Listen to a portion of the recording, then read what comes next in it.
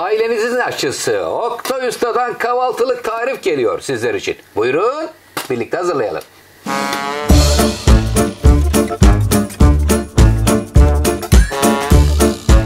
Kahvaltılık tarifler istemişsiniz. Sizler için yapımı kolay, lezzetli, güzel bir kahvaltılık tarifi olacak. 3 su bardağı unumuz var burada.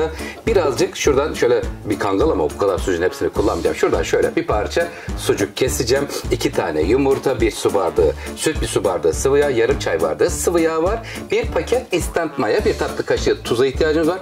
Beyaz peynir, kaşar peyniri, kapya biber ve maydanoz var. Burada kıymetli seyircilerim. Hemen şimdi şöyle ortasını açıyorum. Havuz şeklinde sevgimizi veriyoruz. Ne yaparsak yapalım sevgiyle hazırlanmış olması önemli. Mayayı ortaya indiriyorum.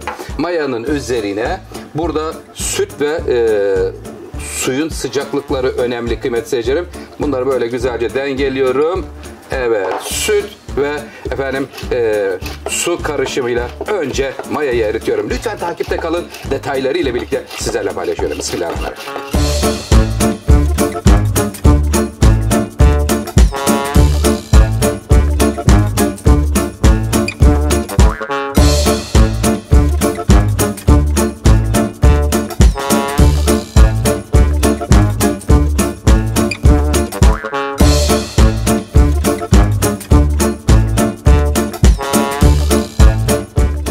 Sıvılarda kıymetli seyircilerim sütü, suyu koymuştum. Bir yarım çay bardağı daha ılık su ilave ettim. 2 tane de yumurta kırdık içerisine. Şimdi beyaz peynir, kaşar peyniri böyle akıtma gibi, biraz böyle hamurun kıvamı yumuşak olsun istediğim için artı yarım çay bardağı daha ılık su ilave ettim. Buradaki hamur mayalı bir hamur olduğu için mayalanması önemli. Şimdi birazcık sucuk dedik. 1 tane kapya biber, biraz maydanoz. Seviyorsanız 1-2 tane de içerisine taze soğan doğrayabilirsiniz.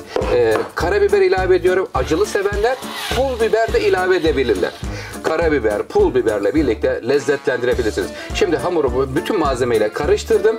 Bir yarım saat ya da 15 dakika ılık ortamda mayalanacak. Mayalandıktan sonra Oktay Usta'nın kahvaltılık akıtma sevgiyle akıyor. Nereye? Tavaya akıyor. Ondan sonra da sofrada yerini alıyor. Lütfen takipte kalın. Sizleri çok seviyorum.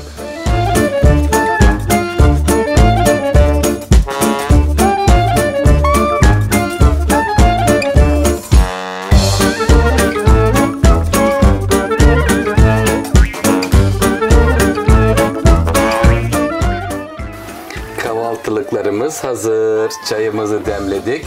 Kıymetli seyircilerim, tavallarda pişmeye devam ediyor. Bakın gayet güzel, görüyor musunuz? Bak, görüntüye bakın. Sıcak sıcak, taze taze dilimliyorsunuz. Dilimledikten sonra kahvaltıda yerini alıyor ve şimdi bir tane spatula ile çevirmeye çalıştım.